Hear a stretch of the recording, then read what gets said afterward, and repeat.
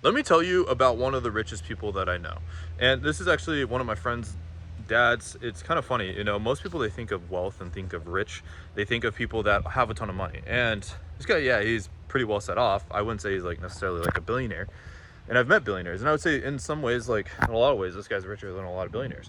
And for him, it's about like who he knows and the connections that he have. It blows my mind. It's like if I need, let's say a landscaper, he knows a guy, has a friend, has a family member, someone that's a landscaper.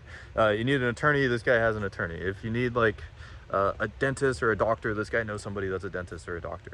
His connectedness and knowing all these different people is what makes him rich. He knows so many different people. He has so many friends. He has so many people that he can go to. I remember watching this video of a woman that was that survived World War II in like the Jewish concentration camps, and her thing of like saying like who a good friend is or a good person in life is somebody that would hide you if you had to be hidden.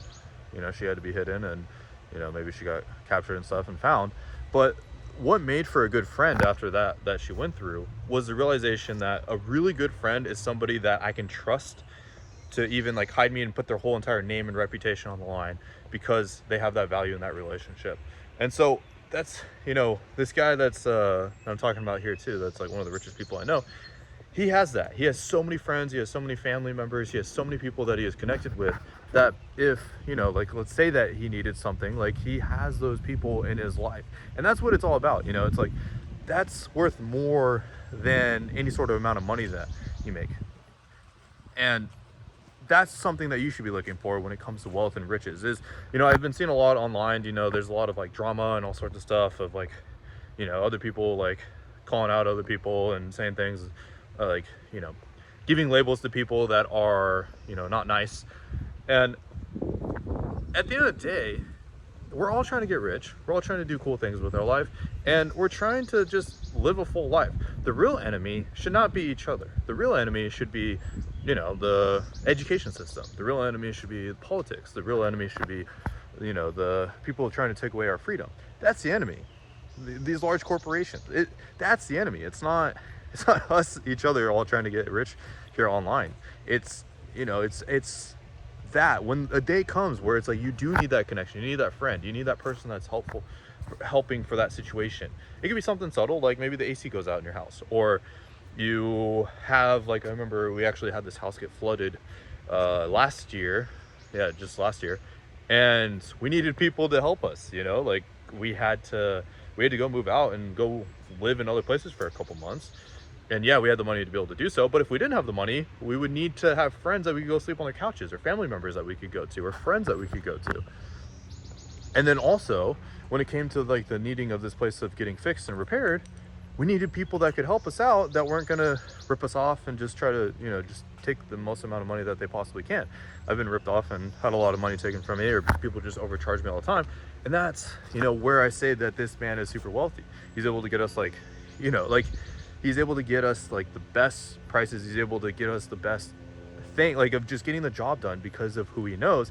And in reality, he's able to save so much. He has so many owed favors. He has so many people that he can always ask a favor from. He has so many people that he's connected to because he's always, inviting people over to his house. He's always having friends. He's always having family over.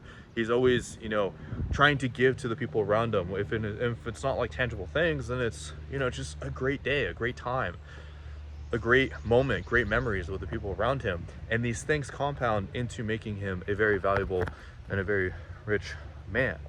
Like I said, yes, he makes good money and he has good money, and he's been pretty smart with it and invested it pretty well, but he also has put it into the right things. He has also put it into things like he's also built these relationships with these people that make him an extremely wealthy man. And I would say, like I said, he's one of the wealthiest men that I've met because he has that connection. He has those connections. He has those relationships with people. So the thing for you is think about it this way. It's not about just like getting rich quick or anything like that. That's very short-sighted thinking. If you're just thinking, how can I get rich in the next couple of years? What you need to be thinking is, how can I be in a place to where you'll always be rich? You'll always have connections. You'll always have these relationships. You'll always have people that will testify for you if, you made like a bad business decision or a business thing, or like, verbiage gets weird and people, think that you're in it for the wrong intentions, you need people to vouch for you. You need people to go to when things get tough. I was listening to this book by 50 Cent, by Curtis Jackson, and he talks about inside of his book that failure is inevitable. Even when you get rich, it happens to everybody. Everybody's going to go through some trouble. Everyone's going to go through some tough times. Even when you're starting to get really rich and really successful, it's inevitable that you're going to run into people or things will happen in your life that set you back. And it's about being able to persevere through those times of difficulty and through those times that most people would give up. That differentiates the really successful from the people that are kind of successful. And so that's what you need to realize that it's not a short game. It's not a 3-5 year game. It's a 20-year game. It's a 30-year game. Let's get rich now so we can enjoy our lives, and let's do that quick so then we have options in life and freedom, and if something shit hits the fan, then we have options of what we can go do. But the way to have the most amount of options is to know people, is to know the right people, is to be connected. And so reach out to people, connect with people now when you don't need it. Give away everything that you give all the value, give all the information, and now when you're in a state of abundance. So that way, when you have things and times in your life where you have, like I said, financial setbacks, difficulties in making progress, it doesn't impact you one bit. You're able to get back up on your feet faster. You're able to fix things faster. You're able to have things not cost you ridiculous amounts of money because you have the connections and the people that you know, and you have people that you can do business with and bring your business with too, and helping them out in times when they're difficult. So that way you have all these people that'll help you out in times when it's difficult for you. So make friends, make connections, go connect with people. People are the answer that you're looking for if you're wanting to get rich.